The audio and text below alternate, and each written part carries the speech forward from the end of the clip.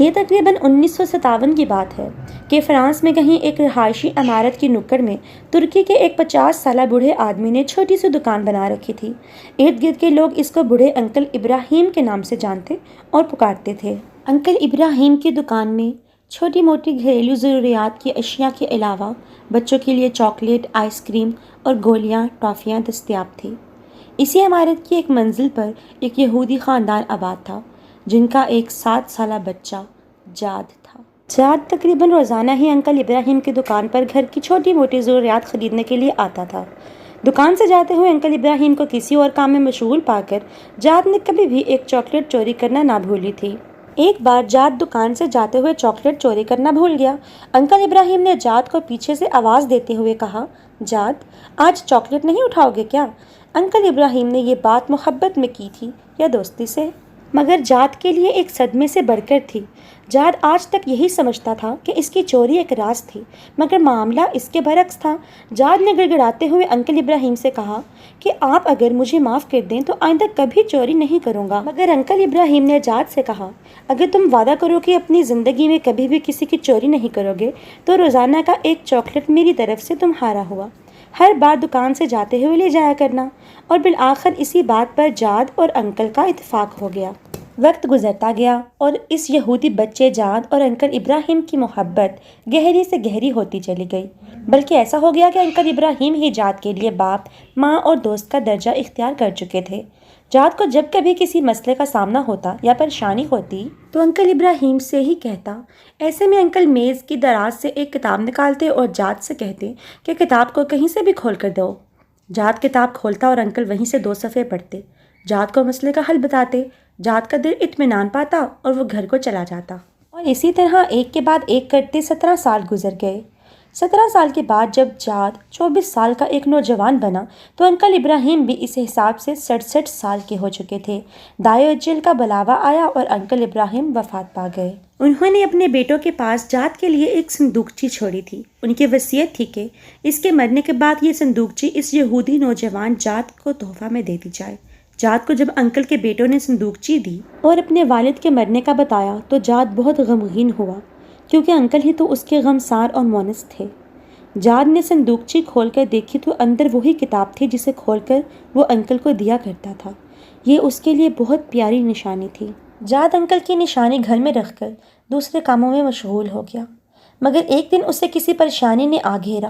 آج انکل ہوتے تو وہ اسے کتاب کھول کر 2 صفحے پڑھتے اور مسئلے کا حل سامنے آ جاتا۔ جاد کے ذہن میں انکل کا خیال آیا اور اس کے آنسو نکل آئے۔ کیوں نہ آج میں خود کوشش کروں؟ کتاب کھولتے ہوئے وہ اپنے آپ سے مخاطب ہوا، لیکن کتاب کی زبان اور لکھائی اس کی سمجھ سے بلاتر تھی۔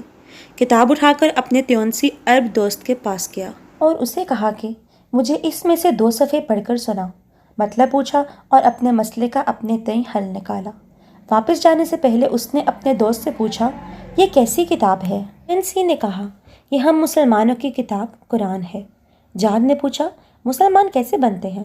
تیونسی نے کہا، کلمہ شہادت پڑھتے ہیں اور پھر شریعت پر عمل کرتے ہیں۔ جاد نے کہا، تو پھر سن لو، میں کہہ رہا ہوں، اشہد ان لا الہ الا اللہ و اشہد ان محمد رسول اللہ۔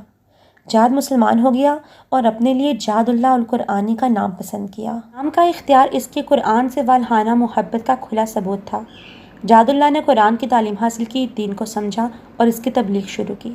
یورپ میں اس کے ہاتھ پر 6000 سے زیادہ لوگوں نے اسلام قبول کیا۔ ایک دن پرانے کاغذات دیکھتے ہوئے جاد اللہ کو انکل ابراہیم کے دیے ہوئے قرآن میں دنیا کا ایک نقشہ نظر آیا، جس میں برائے اعظم افریقہ کے ارد گرد لکیر کھینچی ہوئی تھی اور انکل کے دستخط کیے ہوئے تھے۔ ساتھ میں انکل کے ہاتھ سے ہی یہ آیت کریمہ لکھی ہوئی تھی، اپنے رب کے راستے کی طرف دعوت دو، حکمت اور عمدہ نصیحت کے ساتھ۔ جاد اللہ کو ایسا لگا جیسے یہ انکل کی طرف سے اس کے لیے وصیت ہو، اور اسی وقت جاد اللہ نے اس وصیت پر عمل کرنے کی ٹھانی، اور ساتھ ہی جاد اللہ نے یورپ کو خیر بات کہہ کر کینیا، سوڈان، یوگنڈا اور اس کے آس پاس کے ممالک کو اپنا مسکن بنایا۔